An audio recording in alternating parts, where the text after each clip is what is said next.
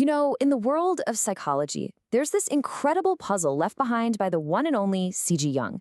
It's this deep tension, this debate, that pits our own unique personal pain against the vast, timeless myths of all humanity. Today, with a little help from the work of analyst Max Phillips, we're going to try and solve it.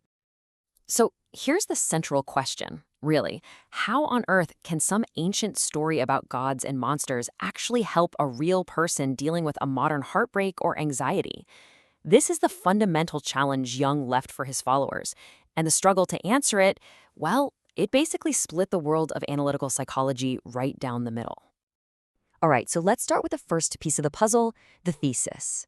This is Jung's most famous, most captivating idea, that there's a transpersonal psyche, a whole world of shared symbols and stories that connects every single one of us. Now, Jung gave us this absolutely breathtaking vision of the human mind, one that's connected to all of history. Amazing, right? The only problem was, he didn't really leave behind a user's manual. It's like he drew this beautiful, sweeping map of the psyche, but kind of forgot to include the directions. So therapists after him had to figure out their own way. And at the very heart of this map are the archetypes. You can think of them as the psychic DNA of humanity.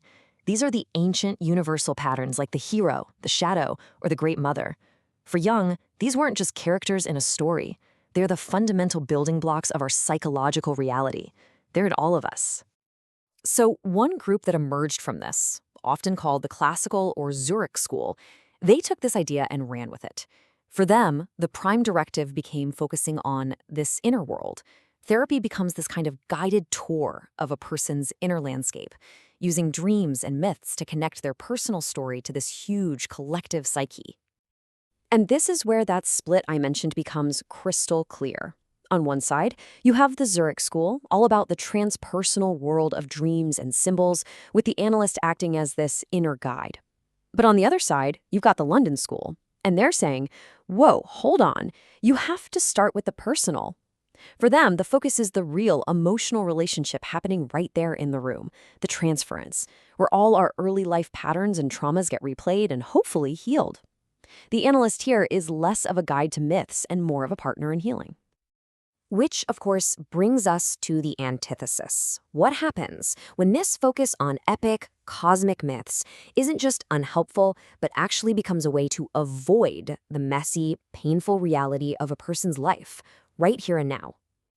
Well, critics from that developmental school had a name for this danger: spiritual bypass.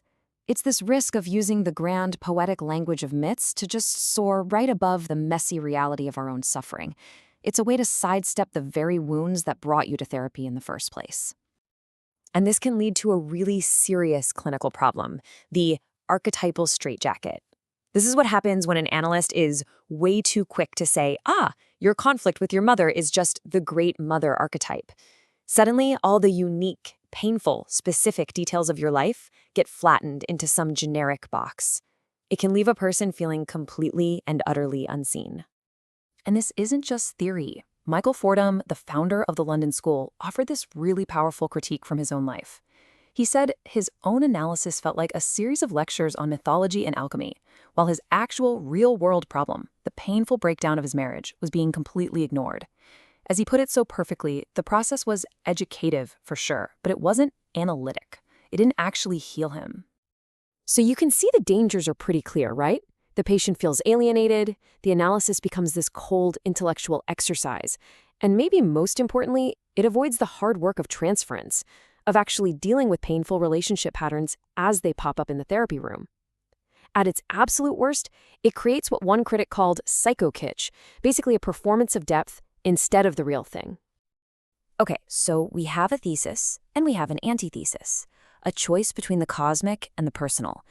But what if that's a false choice?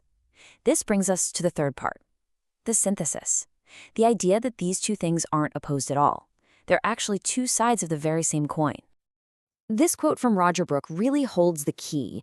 See, archetypes aren't just these abstract ideas floating around in space. The only way we ever experience them is through the messy, emotional complexes of our personal lives, our own unique knots of feeling and memory. The universal only becomes real when it shows up in the particular. Jung's own analysis of the story of Abbe Ager is the perfect case study for this. So this Abbe, he develops this deeply personal, almost obsessive fixation on the story of Judas.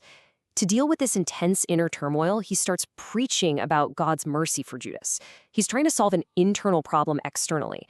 But in the end, the archetype he's wrestling with, his own inner Judas, his shadow, it wins out, and he leaves his faith completely. And that's the synthesis in action. You see, the Abbe's intense personal religious crisis wasn't some distraction from the archetype. It was the very medium through which that timeless conflict between piety and betrayal was playing out in his life. His personal pain was literally the gateway to the universal story. So where does this synthesis leave us? What's the big takeaway here for how we think about psychological healing today? Well, the true art of this kind of work, then, isn't choosing a side. It's about holding both, the personal and the transpersonal, in this sort of creative tension. The goal isn't to lecture someone about the hero's journey, but to recognize how that ancient journey is playing out right now, in their struggle to ask for a raise or to leave a bad relationship. And this reframes the entire purpose of depth psychology.